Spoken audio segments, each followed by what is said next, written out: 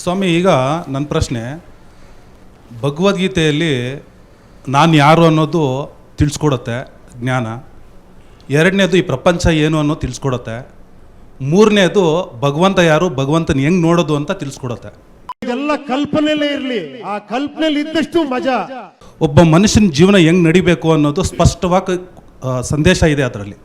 So ಇದನ್ನು ನೀವು ಅತಿ ಹೆಚ್ಚಾಗಿ ಯಾಕೆ ನೀವು ಸಮಾಜಕ್ಕೆ ತಿಳಿಸ್ತಾ ಇಲ್ಲ? ಇದನ್ನ ಬಿಟ್ಟು ಬೇರೆ ಎಲ್ಲ ಜಾತಿ ಧರ್ಮದ ಬಗ್ಗೆ ಮಾತಾಡ್ತಿದ್ರೆ ವಿನಃ ಈ ಜ್ಞಾನದ ಬಗ್ಗೆ ಮಾತಾಡ್ತಾ ಇಲ್ಲ ಅತಿ ಹೆಚ್ಚಾಗಿ. ಕರೆಕ್ಟ್, ನೀವು ಹೇಳೋದು ನಾನು ಒಪ್ಕೊಳ್ತೀನಿ. ಅದನ್ನು ಸ್ಕೂಲ್ ಮಕ್ಕಳು ಓದ್ಕೊಂಡು ಬೆಳಿಬೇಕು ಭಗವದ್ಗೀತೆನ. ಬಟ್ ಸ್ಕೂಲ್ ಮಕ್ಕಳಿಗೆ ಕೊಡಕ್ಕೆ ಹೋಗ್ಬಿಟ್ರೆ ಕೋಮುವಾದ ಅಂದ್ಬಿಡ್ತಾರೆ. ನಿಜ ತಾನೇ? ಕರೆಕ್ಟ್. ಕೋಮುವಾದ, ಜಾತ್ಯತೀತತೆ ಚರ್ಚೆ ಶುರುವಾಗದೆ ಭಗವದ್ಗೀತೆ. ಸ್ವಾಮೀಜಿಗಳು ಭಗವದ್ಗೀತೆ ಅಭಿಯಾನ ಮಾಡ್ತಿದ್ದಾರೆ. ಅವ್ರಿಗೆ ಎಷ್ಟು ಪ್ರತಿರೋಧ ಮಾಡ್ತೀರಿ ಹೇಳಿ? ಆದ್ರೆ ಕೋರ್ಟಲ್ಲಿ ಭಗವದ್ಗೀತೆ ಮೇಲೆನೆ ಪ್ರಮಾಣ ಮಾಡಿಸ್ತಾರೆ. ಇಲ್ಲ, ಅದು ಸುಳ್ಳ್ರಿ. ಸುಮ್ಮನೆ ಸಿನಿಮಾದಲ್ಲಿ ನೋಡ್ಕೊಂಡು ಏನು ಹೇಳಕ್ಕೆ ಅಲ್ಲಿ ಹೇಳೋದೆಲ್ಲ ಸುಳ್ಳೆ. ಆ ಥರದ್ದು ಏನಿಲ್ಲ. ಸಿನಿಮಾದಲ್ಲಿ ನೋಡ್ಕೊಂಡು ಭಗವದ್ಗೀತೆ ಮೇಲೆ ಪ್ರಮಾಣ ಅಂತೆಲ್ಲ ಹೇಳಕ್ಕೆ ಹೋಗ್ಬೇಡಿ. ಬಟ್ ನನ್ನ ಅವಶ್ಯಕತೆ ಯಾರಿಗಿದೆ? ನನ್ನ ಅವಶ್ಯಕತೆನೇ ಇಲ್ವಲ್ಲ.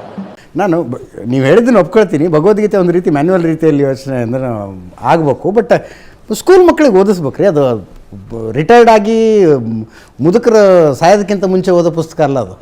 ನೋಡಿ, ಒಂದು ನಿಮಿಷ, ಐ ಅಗ್ರಿ. ನಾನು ನೀವು ಹೇಳಿದ್ರ ಜೊತೆ ಕಂಪ್ಲೀಟ್ಲಿ ಅಗ್ರಿ ಆಗ್ತೀನಿ. ಭಗವದ್ಗೀತೆ ಓದ್ಕೊಂಡು ಬೆಳಿಬೇಕು. ಆಯ್ತು, ಸ್ಕೂಲ್ ಮಕ್ಕಳಿಗೆ ಓದಿಸೋಣ. ಎಷ್ಟು ಸರ್ಕಾರಗಳು ಓಕೆ ಅಂತವೆ, ಎಷ್ಟು ಪಕ್ಷಗಳು ಓಕೆ ಅಂತವೆ, ಎಷ್ಟು ಸಂಘಟನೆಗಳು ಓಕೆ ಅಂತವೆ ಮಕ್ಕಳ ಭಗವದ್ಗೀತೆ ಓದೋದಕ್ಕೆ.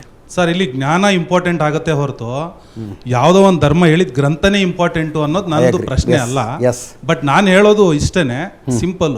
ಎಲ್ಲ ಮಠಾಧೀಶರು ಅತಿ ಹೆಚ್ಚಾಗಿ ಜ್ಞಾನ ಕೊಡೋದ್ರಲ್ಲಿ ಇರಬೇಕೇ ವಿನಃ ತುಂಬ ಆತಂಕ ಸೃಷ್ಟಿ ಮಾಡೋ ಅಂತ ಒಂದು ಹೇಳಿಕೆ ಇರಬಾರ್ದು ಅನ್ನೋದು ನನ್ನ ಒಂದು ಅಭಿಪ್ರಾಯ. ನೀವು ಬರೀ ಮಠಾಧೀಶರಿಗೆ ಯಾಕೆ ಹೇಳ್ತೀರಿ? ಅಲ್ಲ, ಪ್ರತಿಯೊಬ್ಬರಿಗೂ ಯಾವುದೇ ಧರ್ಮದ ಒಬ್ಬ ಉನ್ನತ ವ್ಯಕ್ತಿ ಆಗಿರ್ಲಿ ಅಥವಾ ಒಬ್ಬ ಮೌಲ್ವಿ ಆಗಿರ್ಲಿ, ಹೌದು, ಒಬ್ಬ ಮೌಲ್ವಿ ಆಗಿರ್ಲಿ, ಒಬ್ಬ ಕ್ರಿಶ್ಚಿಯನ್ ಮಿಷನರಿ ಫಾದರ್ ಆಗಿರ್ಲಿ, ಒಬ್ಬ ಮಠಾಧೀಶರ ಸ್ವಾಮೀಜಿ ಆಗಿರ್ಲಿ.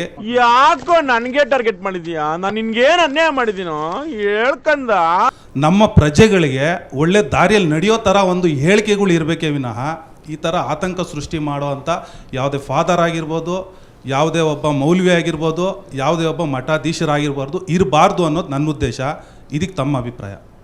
ನಾನು ನೀವು ಹೇಳಿದ್ದಕ್ಕೆ ಸಹಮತಿ ವ್ಯಕ್ತಪಡಿಸ್ತೀನಿ. ಆದರೆ ನಿಮ್ಮ ಮಾತು ಎಲ್ಲ ಧಾರ್ಮಿಕ ನೇತಾರರಿಗೂ ಇರಬೇಕನ್ನುವಂಥದ್ದು ನನ್ನ ಒಂದು ಅದು ಒಂದೊಂದು ಸುಮ್ಮನೆ ಕೂತ್ವಲ್ಲ. ನೀವು ಭಗವದ್ಗೀತೆ ಓದಿದ್ದೀರಾ? ಓದಿದ್ದೀನಿ ಸರ್. ಭಗವದ್ಗೀತೆ ಓದಿದ್ದೀರಿ? ಹೌದು. ಧರ್ಮ ರಕ್ಷಣೆಗಾಗಿ ಏನು ಮಾಡು ಅಂತ ಹೇಳ್ತಾನೆ ಕೃಷ್ಣ ಅದರಲ್ಲಿ. ಸರ್, ನಿನ್ನ ತನನ ನೀನು ಫಸ್ಟು ಧರ್ಮ ರಕ್ಷಣೆಗಾಗಿ ಏನು ಮಾಡು ಅಂತ ಅರ್ಜುನನಿಗೆ ಕೃಷ್ಣ ಹೇಳ್ತಾನೆ ಅಂತ ಕೇಳಿದೆ.